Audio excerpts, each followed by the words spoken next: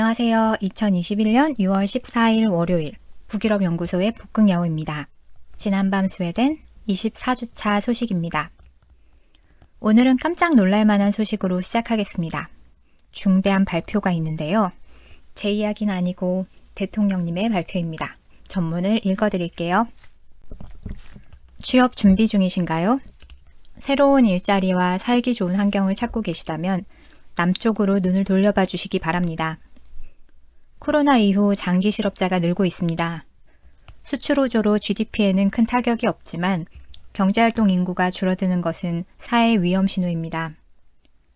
누군가를 소개할 때 이름 다음에 말하는 것이 직업입니다. 직업은 개인의 존엄, 삶의 목적, 자신감의 바탕이 됩니다. 사회적 존재인 인간은 이를 통해 가족을 부양하며 공동체의 일원으로 살아갑니다. 규칙적인 활동과 적당한 과업은 신체뿐 아니라 정신 건강을 유지하는 데도 중요합니다. 한 사회의 실업률이 올라가면 자살률, 가족 해체, 범죄도 늘어납니다. 따라서 일자리는 개인의 문제가 아닙니다. 건강한 사회의 뒷면에는 늘 좋은 일자리가 있습니다. 일자리의 수와 질을 증진시켜야 하는 이유, 헌법이 노동권을 보장하는 이유가 바로 여기에 있습니다. 통신기술의 발달과 코로나로 인한 비대면 상황이 지속되면서 규모의 경제 현상이 두드러지고 플랫폼 중심으로 경제활동이 재편되고 있습니다. 다른 말로 하면 소자본 영세업종의 입지가 좁아지는 동시에 일자리가 줄고 있다는 뜻입니다. 경제는 생태계와 같아서 한 군데에 문제가 생기면 곧바로 연쇄 반응이 나타납니다. 수입이 줄면 소비가 줄고 내수가 침체되면 사회 문제가 여기저기 발생하기 시작합니다. 정부와 기업이 나서서 흐름을 바꿔야 합니다. 오늘 설명드릴 경라남도 묘도의 친환경 산업단지 구축은 기후변화와 팬데믹 상황의 새로운 돌파구가 될 것입니다. 탄소 배출 제로를 향한 차세대 2차 전지 공장과 R&D 센터가 경라남도에 둥지를 틉니다. 정부 차원에서 5년 전부터 준비해왔고 현재 부지 공사가 한창입니다. 늘어나는 전기차 수요에 발맞추어 이미 독일 자동차 3사와 공급 계약을 마쳤고 선박과 항공, 산업용 에너지 솔루션까지 영역을 넓히고 있습니다. 산업단지를 중심으로 주거환경 조성 역시 활발히 진행 중입니다. 주택단지, 대중교통망과 편의시설은 물론 인구 증가에 따른 복지센터, 학교, 병원 등이 들어서게 됩니다. 현재 여러 분야의 채용이 진행되고 있으며 앞으로 더 많은 기회가 열릴 것입니다. 국내는 물론 아시아를 통틀어도 이 정도 규모의 투자는 찾아보기 어렵습니다.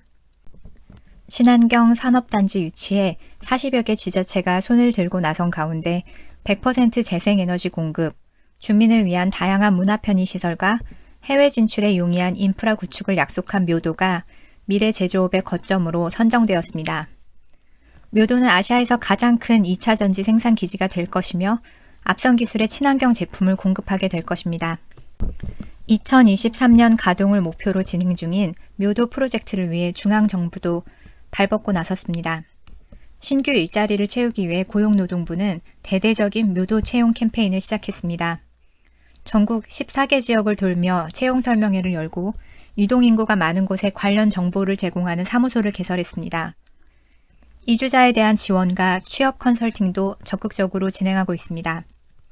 생산직, 엔지니어, 경영, 행정, 유지보수, 세일즈는 물론 다양한 공공일자리도 늘어날 것입니다. 묘도 친환경 산업단지 프로젝트는 과거 금광을 발견한 것에 견줄 만한 일입니다. 묘도의 도전은 묘도에만 머무르지 않습니다. 묘도를 시작으로 지방에 대한 인식 전환이 이루어질 것입니다. 도시로 향하던 젊은이들이 이곳 경라남도에서 기회를 발견하고 도시와 또 다른 지역의 장점을 확인하게 될 것입니다. 묘도의 성공이 번져 나라 전체의 균형 발전으로 이어지기를 기대합니다.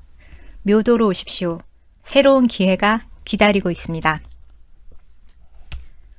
저 멀리 대한민국 남쪽에 친환경 기술 지구가 조성된다면 저부터라도 지원해 볼 생각이지만 아쉽게도 이번엔 스웨덴 얘기입니다. 스웨덴의 총리, 고용부 장관, 지자체장과 기업 대표의 말을 이리저리 모아서 재구성한 것으로 경라남도는 스웨덴의 북쪽 지역 놀란드, 묘도는 과거 탄광 지역이었던 작은 도시 필레프테우입니다. 소멸위기에 놓여있던 스웨덴의 북쪽 지역에 활기를 불어넣은 2차 전지에 사는 노스볼트. 테슬라 출신 스웨덴인 두 사람이 2016년 창업한 배터리 생산 스타트업입니다.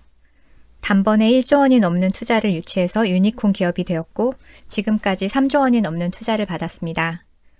노스볼트는 2030년까지 유럽 전기차 배터리 시장의 점유율 25%를 달성하겠다고 밝혔습니다. 재작년인가 스웨덴의 새로운 백만장자라는 책이 나왔는데요. 우리가 익히 아는 스웨덴 기업인 H&M이나 테트라팩, 볼보 사이에 스포티파이나 스카이프, 모장 AB 같은 새로운 기업의 대표들이 백만장자 사이에 이름을 올리게 되었습니다.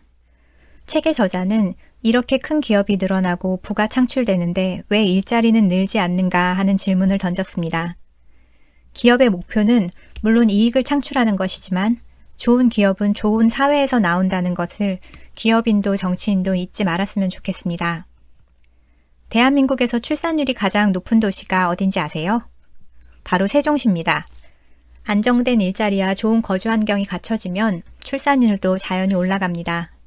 꼭 서울이 아니더라도 세종시 공무원 같은 직장과 이웃 환경이 갖춰진다면 이사갈 분들 많지 않을까요?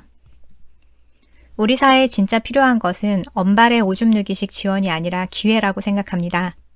기본소득이니 안심소득이니 아웅다웅 말고 세금으로 조삼모사 생색내지 말고 미래형 일자리 고민을 많이 했으면 좋겠습니다. 저만 그런가요? 저는 기본소득보다 월급을 받는 게 더 좋습니다. 다음 주가 바로 그 유명한 미드소마르인데요. 뭐하고 놀까 한 주 동안 고민을 좀 해봐야겠습니다. 그럼 여러분, 헤이도아!